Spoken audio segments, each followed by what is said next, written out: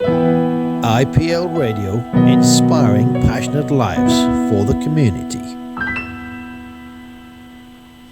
Hey, good afternoon, everyone. It's Decka Mac here with my friend Charm, coming to say hi. Hey, everyone. And guess what?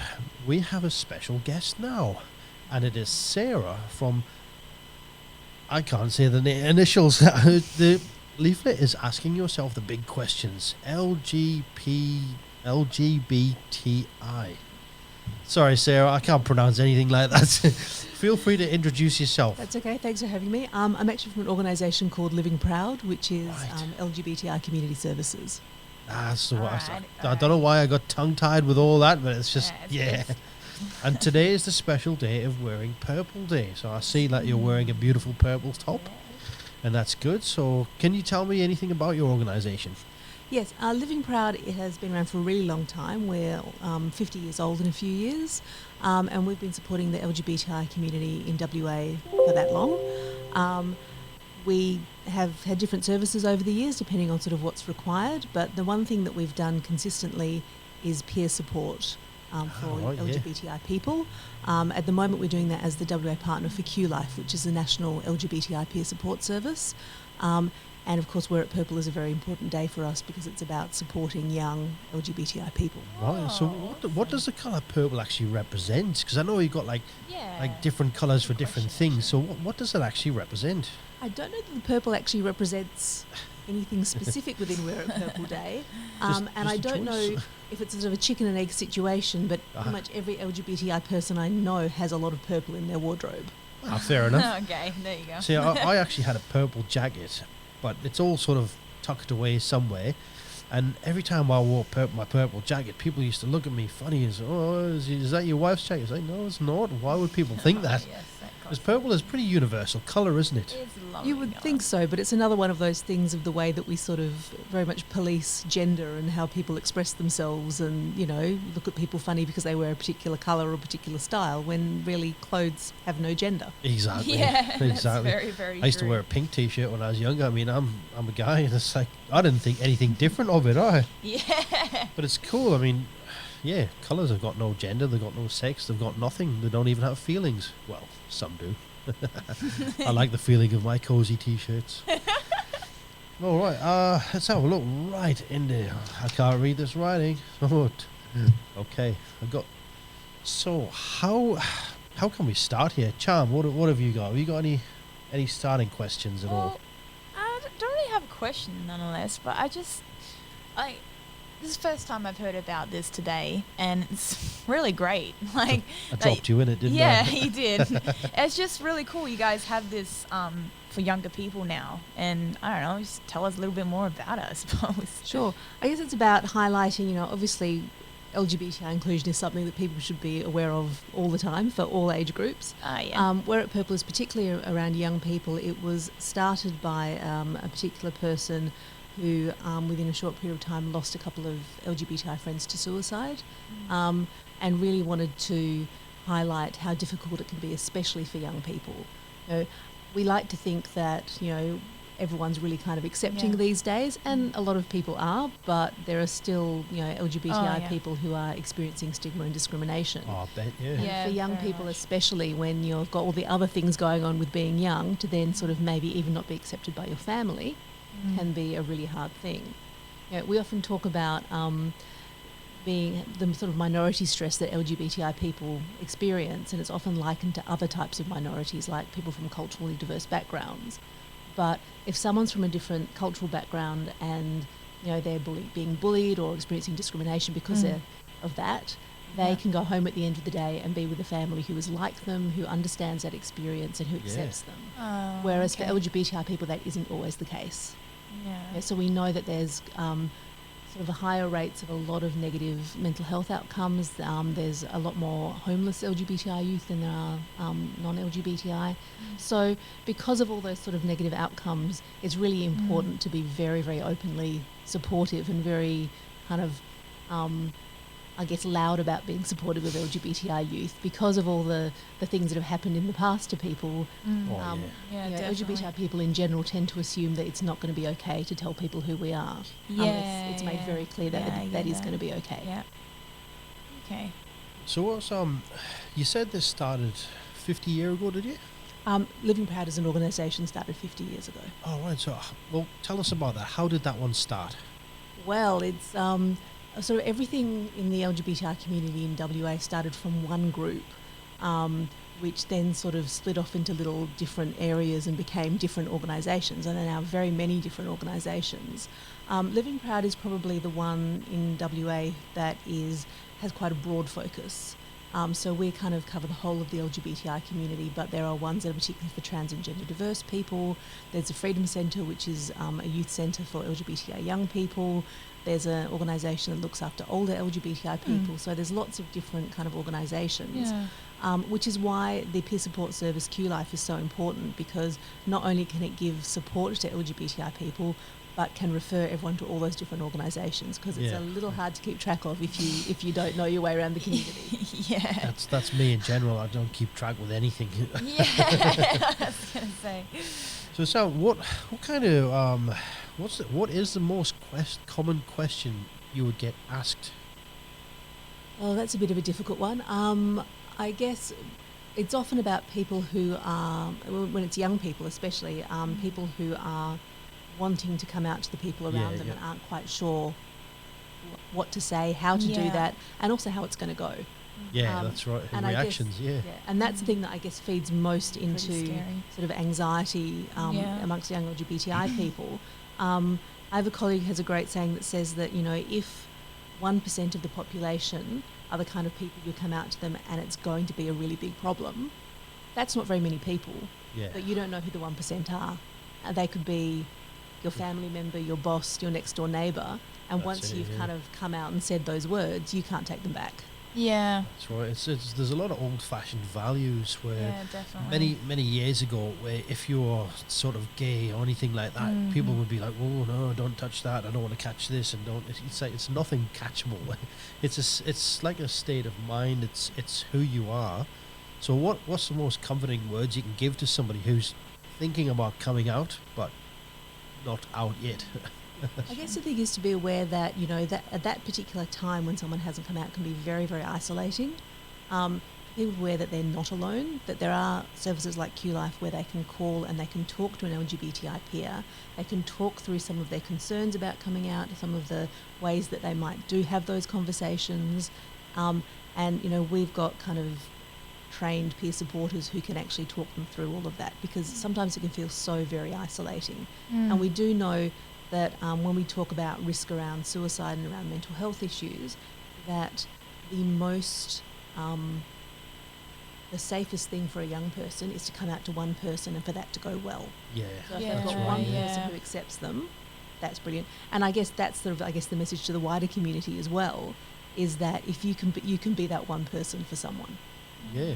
So can that be done like face to face, or can it be done just over the phone or through the website or something like that? Or for QLife, it is phone and web chat. Yep. So the phone number is 1800 184 527. Yep. And the web chat is at qlife.org.au. And it's there. It's 3 p.m. to midnight every day of the year. And it's not just for people who are young and coming out. It's for anyone LGBTI who wants to sort of talk through anything. So even somebody way out in their 60s who's lived a married life with like 6 kids or something like that, and they can just come out and say, yep, I need help and I need to tell you this, and what do I do? So this is it. So it's 1-800-184-527 or qlife.org.au. Yeah. Wow. And it's this website. I'll read it directly off this QLife Talking Out. It's off the leaflet. QLife is Australia's first nationwide counselling and referral service for lesbian, gay, bisexual, transgender and intersex LGBTI people. Got the initials right. You did it. You got to be proud of me. Yeah, I'm so proud of you. Like I was looking, so I've got a slight dyslexia, you see, so everything sort of jumbles. Yeah, it does. So it's let's see, how big is the organisation at the minute? For QLife, it's actually quite big. It's spread nationally, so it's a national organisation, LGBTIQ+ Health Australia. that partners with organisations, with us in WA, with the group in Queensland, in New South Wales and in Victoria. So it's quite big, and it's a combination of volunteers and paid staff who are trained to take those calls. Lovely. What about things like psychologists and that? Obviously, you get calls about, I don't know how to tell somebody this, I'm feeling quite suicidal. How would you deal with something like that? Well, the point of QLife is that we're sort of a quick intervention service, so a real first port of call. So people call us with a whole range of stuff, and we can deal with what's going on for them right at that moment, and then refer them on to more services. So if they need psychologists, if they need ongoing counselling, we can put them in the right direction for that. Oh, that's good. That's good. That's Even if really it's just a friend to talk to, like you say, you can just give these guys a call. Yeah, that's really fantastic. And we promote it as being it is for those really big issues, but it's also for if you're someone in their 20s or 30s and you've just sat through Christmas dinner at home and it's not been maybe not the most accepting family, you can come home and call QLife and just talk to another LGBTI person. Oh, that's really fantastic. Do you have any group meets or anything like that? Not us specifically, but if people are looking for that kind of support, even just a social group, we can refer them to that as well. There are so many LGBTI social groups in Perth and in WA. It's just people don't tend to know about them. They usually tend to be pretty small and all run by volunteers. Yeah, I didn't really know about any till today. So QLife, it's like if someone calls us and said, I'm into sport, is there an LGBTI group I can join? Yeah, right. There'll be a whole heap. Yeah, that's cool. That's it. There's more and more coming out now, which is good. I mean, people should live the way they should live because for sure. It's not a choice. It's how you're born, and that's the way I believe. Yeah. And there's a lot more into it in sports and stuff. So let's see. You got. I don't really any questions there. It's just sort of description, which is cool. Do you have? Well, obviously you have a few gatherings in that. Do you have your own sort of? I was going to say Talkback Radio, Talkback website. What happens on there on your websites? There is, as I was going to say, there's a chat through QLife. Yep.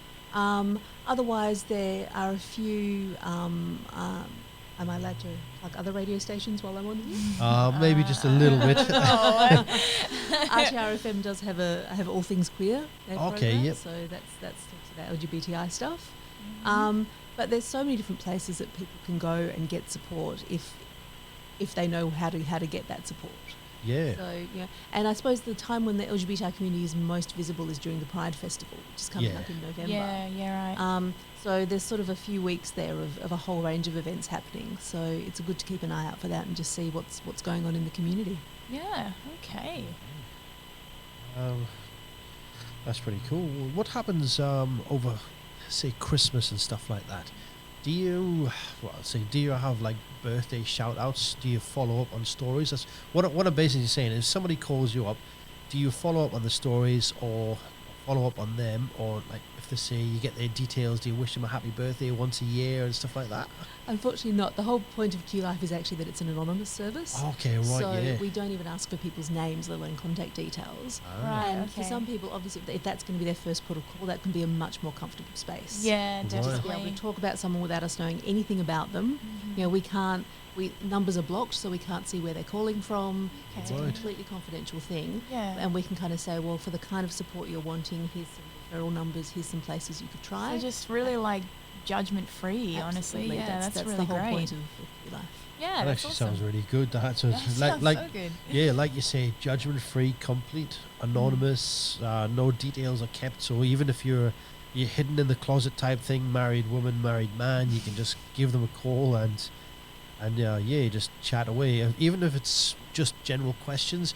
If say somebody doesn't know or they do know and they just want to test you and say, I've got this feeling for this, but I don't think I am that and stuff, they can just have a chat. Absolutely, to just kind of go, this is what I'm feeling, or this happened and I'm not quite sure what it means. Yeah. And because people are kind of reluctant to talk to maybe friends and family about that, they don't always have someone to talk to. So that's kind of what we're there for. Yeah. And we're also there not only for LGBTI people, but for friends and families, service providers, anyone who just needs to ask questions about, we get people calling up and saying, I'm a social worker, I've got this client, my first ever trans client, I'm not quite sure how to proceed or how to do this in a Right. different way. Okay.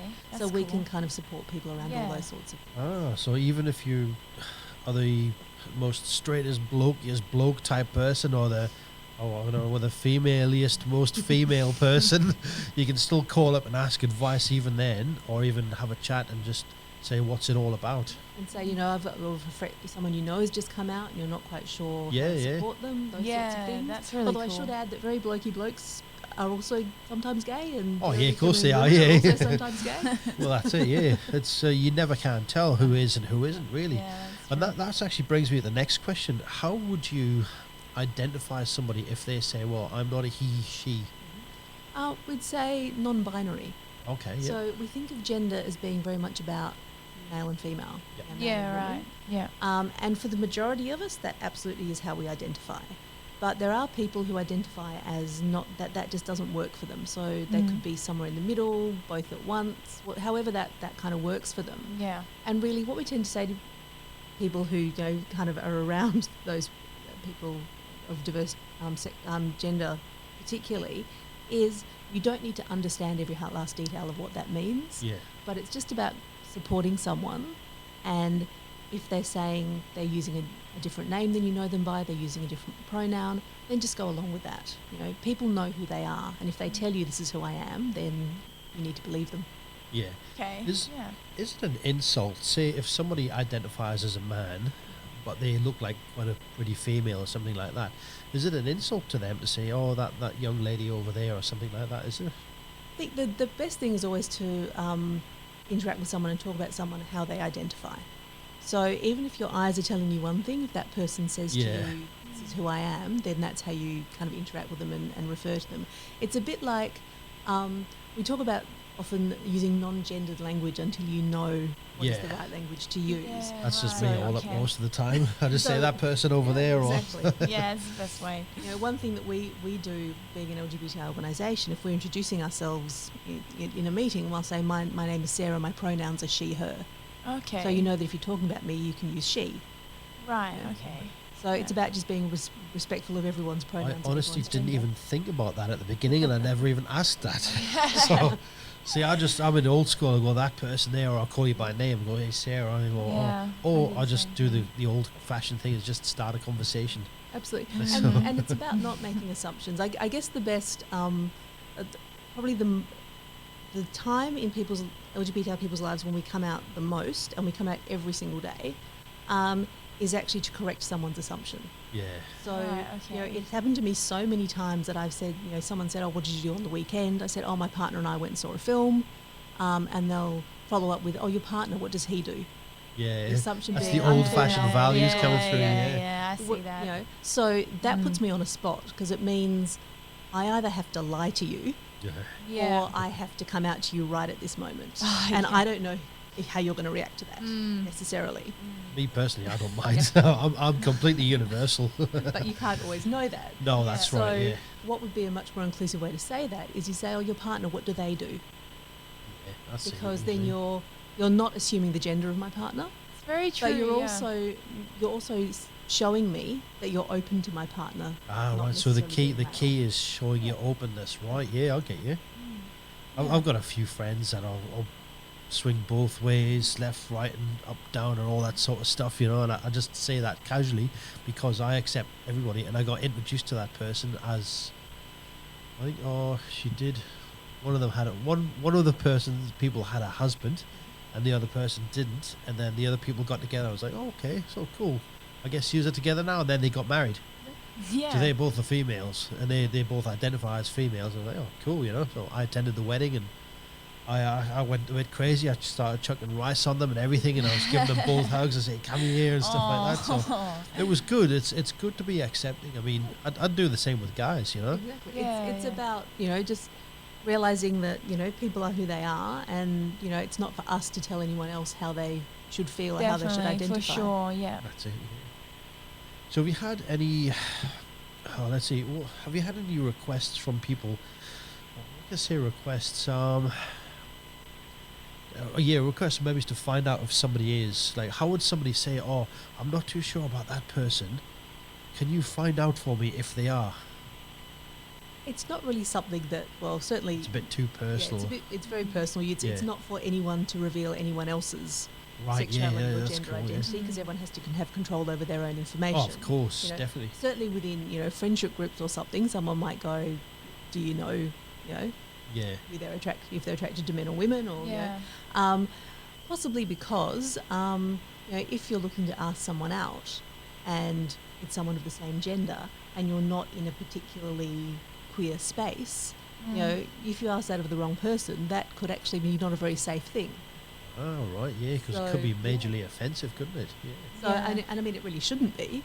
I don't know about anyone else, but I think every woman at some point in her life has had someone try and hit on her that she doesn't want to be hit on, and you just kind of go, no thanks, I'm not interested. Regardless of the I've had gender that experience of the person. too. Yeah. So regardless of the gender of the person, you just say no thank you. Yeah, exactly. Right, I was going to ask, what is the best way to deal with if, for instance, someone does have a negative reaction to you? Because it's happened to me, and it's also happened to my sister several times who was in a lesbian relationship. So what's the best way to handle a situation like that, do you think? I guess it's the best thing is often to remove yourself from that situation. If it is someone who's close to you, then that's really devastating. But it's about not taking that on, kind of going, well, that's their issue, not mine. Yeah, definitely. That's for sure. What you got to do. Absolutely. I was just hoping for some words of wisdom. That's pretty good. Removing yourself from the situation is pretty good. Just go meh and bag off. I had a really good question. Oh yeah. No, it's gone again. I had an absolutely brilliant question for you. It was from, that's right, from the sort of the straight side of things, the simple white male. If somebody like that wanted to come up to you guys and say, like, does it offend you if I say something in a certain way, because it sort of offends me the way you say a certain thing? Is there a in the middle place where you can meet? I guess that's sort of the other side of the work that Live and Proud does. We do a lot of training for particularly service providers, but we also go to corporates and government departments, and it's about kind of talking about LGBTI identities and giving people an understanding of what that means. That's what it's like, more of an understanding. So you would talk to that male and say, look, this is, you don't get offended because of this. We're not putting it on you. We're not forcing you to. We're just trying to enlighten your spirit, etc. So on. And I think one of the things we certainly do in a professional space in our training, is we create a really safe space for people and go, you can ask whatever you want to ask, because not everyone knows all this language, not everyone has all this knowledge. Yeah, that's right. And we try and do it so that we are there as workers, as paid people, who go, it's our job to answer these questions, to have these conversations with you, and we'd much rather people had those conversations with us than with their one gay friend who then might get offended. Because there are things certainly that I have had said to me when I'm in my professional space, that if I was in a personal space, I'd be a bit offended by that. But of course. It's about what is your role at that moment. That's sort of what the next question was about. I mean, have you had many aggressive people come in that are either full straight and full against everything else and stuff like that? How do you deal with that? Not so much. I guess we tend to say, look, probably one of the things we hear the most, if there's something in the media which is someone being very anti-gay or anti-trans, and we and other organisations will often put something out there to sort of say, okay, we don't agree with that statement, we don't think people should be saying those sorts of things. People sometimes, someone might try and get into a bit of a free speech argument with us, going, well, surely that person has freedom of speech to say that. And it's like, well, yes, they do, and we have freedom of speech. We can use our freedom of speech to counter that. To reply and just make it back out. And to just be aware of the fact that that kind of speech is harmful. Especially for young people. You've got to look at both sides. It's definitely. feelings. So if you hurt somebody else's feelings, it's regardless of what they are, it's going to be feelings getting hurt. It's not a good idea. I did a training this morning where we were talking about sort of representation and media representation of LGBTI people, sort of now and also years ago. And it used to be that you never saw a gay person or a trans person in any kind of TV shows or movies or that's any of that really sort of true. thing. And there's that saying of you can't be what you can't see. So for a young person, who's growing up, years ago saying, I can't see any other person who's like me in popular culture, then how do they even envision their future if they can't see that someone else is doing that? That's right. Yeah, So I guess the message is, open your eyes, folks. It's there. It's here to stay, Mm-hmm. and we are here to help. Yeah, exactly. And certainly the big thing for young people is to just allow the conversation. Yes. So not to shut it down. The thing I always think about, we do, we talk about your purple jacket. Yes. And that we kind of tend to police sexuality and gender. Yeah, right. With young people, it's just about letting them have the conversations and not panicking and not kind of, stamping down on things. I always think of, it's quite an old Simpsons reference. Ah, yeah. But there's a Simpsons episode where Lisa is upset because she hasn't got any Boys' friends, school. and and she, as she's sort of packing for their holiday, she says, authors are my only friends. Authors like Gore Vidal, and even he's kissed more boys than I have. And her mother immediately says, girls, Lisa, boys kiss girls. Oh, so right, that's kind of reinforcing that is the way the world should work. Yeah. So, if you say that to someone and then they realise they're lesbian, they're less likely to talk to their parent about that because they've had that very strict reinforcement of, no, that's not how the world works. So it's about just keeping those conversations open and not sort of, not kind of shutting down those conversations for young people. Yeah, definitely. Yeah, that's a really good way to look at it too. Have you got any other questions, I Sarah? don't really know, to be honest. I think I've sort of asked everything I could. Just to help on the anybody is asking questions out there. Yeah, exactly. You got the phone number there, which is 1-800-184-527. You can phone in, ask any questions you want about anything, and the website is QLife.org.au. Feel free to call in, and you can you speak to yourself, Sarah, or I'm not one of the QLife somebody else? facilitators, but there will be someone there. It is actually, I said, it's an anonymous line also for the peer facilitator, so it's an anonymous contact, but they're all really, really lovely people and really well trained in what they do. They sound really awesome. Yeah. That's it. So even if you want to make a new friend, give them a call. Yeah. All right. So I believe you have a song request just for the outro. Yes, I believe you're playing me some Tom Waits. Tom Waits, Downtown Train. Excellent. Well, thanks for coming in, Yeah, and it's thank been you very very much. enlightening and educational, Yeah. and it was good, nice to see you. Yeah, Hopefully see you thank again. you for sharing all that with us. Here it is, Downtown Train, Tom Waits. Enjoy.